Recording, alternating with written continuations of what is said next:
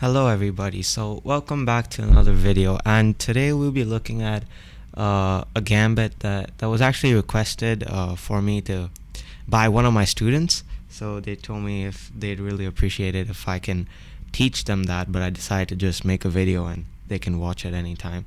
So today we'll be looking at the Danish Gambit, which was, as the name suggests, played by a Danish person, and it was even founded by a Danish person. I don't remember the guy's name exactly, but yeah, it's quite a famous gambit, especially nowadays. But just a little disclaimer before we start, I'd like to say that the Danish Gambit is a very, very risky opening to play, or a gambit to play. So if you're a beginner and you've just come into chess, although you might see a lot of videos by Gotham Chess or many other websites talking about how they've won many games, even Eric Rosen. I suggest if you're a beginner or you've just come into chess, not to play such gambits. Only when you've established the basic principles of chess, maybe then go ahead and learn the Danish Gambit. Otherwise, I recommend you play simple conservative chess, normal development of pieces. This is something I stress almost every video. So just make sure. I mean, at the end of the day, it's still your choice whether you want to play it or not. But my recommendation is, just because of the gravity of the amount of pieces you have to sacrifice as white in this gambit, I'd say that if you are white and you're thinking of playing this, but you're not that experienced in chess, I'd say not to go for it, because it just instills a little bit of bad habits in a person.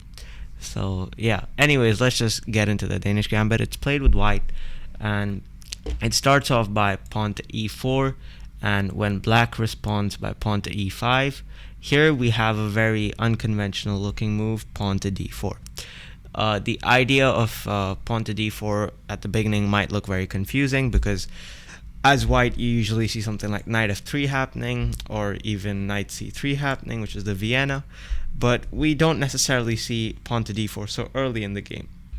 Sometimes we see knight to f3 done first, and after knight to c6 we have pawn to d4, which is the Scotch, but here we have the second move, immediately pawn to d4.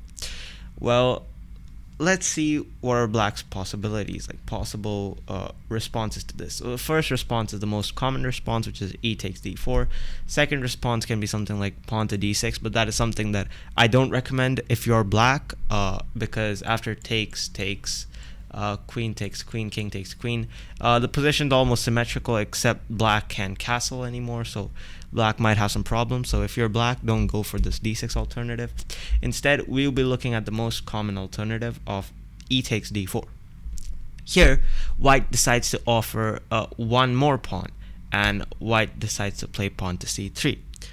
Here, the most common response is d takes c3, and that's exactly what we'll be focusing on. But there's also another variation, which is the best response from black, which I'll be covering probably at the end, or in another video. Now, after d takes c3, usually many white players, they don't want to continue with the Danish Gambit, so what they do is they take knight takes c3, and this brings us to a very Smith-Morra Gambit type position. But however, Smith-Morra Gambit's played with when black plays the Sicilian, so it's not a perfect analogy to make, but it's still a good analogy to make nonetheless.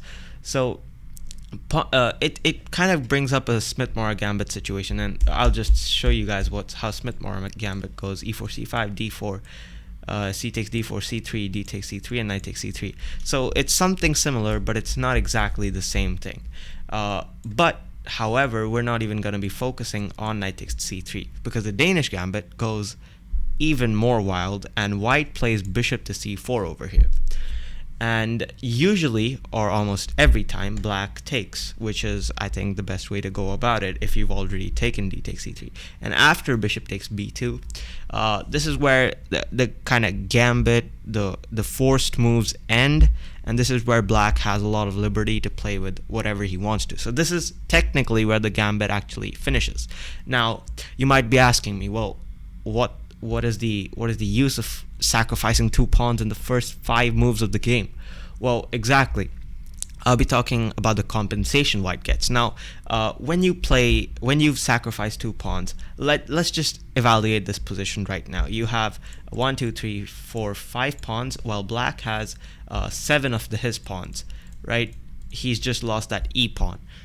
The idea is that you've given these 2 pawns early in the game, but your compensation is rapid development of your minor pieces. And I've always talked about and stressed the importance of, rapidly developing your pieces. However, I've never said with context to what. And here, you're rapidly developing your pieces for the compensation of 2 pawns. So let's just look at this position. Right now, black has no pieces outside. Every piece on the board is where it is at the beginning of the game. Let's look at white for a second. White's lost 2 pawns. However, white's 2 bishops are looking very dangerous. White's queen is very open. It can literally move anywhere on this board. And white's knights can also develop anytime he wants. One more added initiative or advantage white has is white controls the center. There's no doubt about that. With the e4 pawn and these bishops eyeing down the center, white clearly controls the center, and that's an extra advantage that white has. So what does black have? Well, because black needs to have some compensation. Well, black just has 2 extra pawns. Now, let's look at some possible continuations from here. And I'll tell you how it becomes very difficult for black to even develop their pieces. Well, let's look at something like knight to f6. The problem with knight to f6 is that not much can happen, because after e5, black's forced to move his knight to knight g4. Because, you can't take here because of something like d5. So knight g4 works here. Black doesn't have to go back to g8. But after something like knight to f3, and if black tries to develop bishop to c5, simply castles, h3, knight h6, and something like queen c2. Although we still see white being 2 pawns down, the amount of development white has with comparison to black's pieces is just very significant. Black's knight in the corner can't move anywhere. Like, he cannot go anywhere, any square, not available. This bishop's very vulnerable, because after something like bishop takes f7, this queen can capture it in a discovered check. So this position with white's very, very strong. What about some other continuation? And the most famous continuation from here is usually d6. And the idea is that after something like knight to f3, knight to c6, castle. And the thing here is that even right now, knight to f6 looks a bit difficult for black because of something like knight to g5. So you see how white's really restricting black's development here. Black's forced to play something like, even after bishop to e7, you can't do that because of bishop takes g7.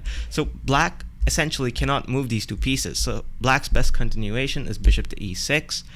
And after bishop takes e6, f takes e6, something like queen to b3, attacking e6 and b7, forcing black to play something like queen to c8 to protect both. And after knight g5, black plays knight to d8. This position, although again white is 2 pieces down, white can continue simple development with knight to d2, proceed to play something like rook a c1, attack this pawn, build some kind of x-ray. White also has moves like f4, f5 in the arsenal, and it's just a very good position for white in general. And that's exactly why white decides to give these 2 pawns at the beginning.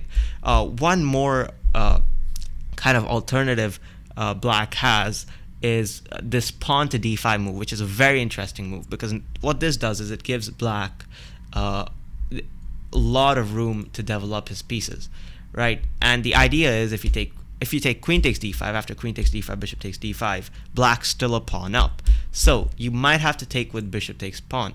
And after something like knight to d7, knight f3, knight f6, castles, black can still play this position. So this is kind of black's best response if he wants to have a simple development. Even something like knight to f6 here works, because after bishop f7, king f7, queen takes d8, bishop b4 check, queen d2, takes. The position's equal and black can continue. So black's not in any type of trouble as such. So anyways, guys, this was the Danish Gambit. If you guys enjoyed it, do hit the like button, subscribe, and I'll see you all in the next video.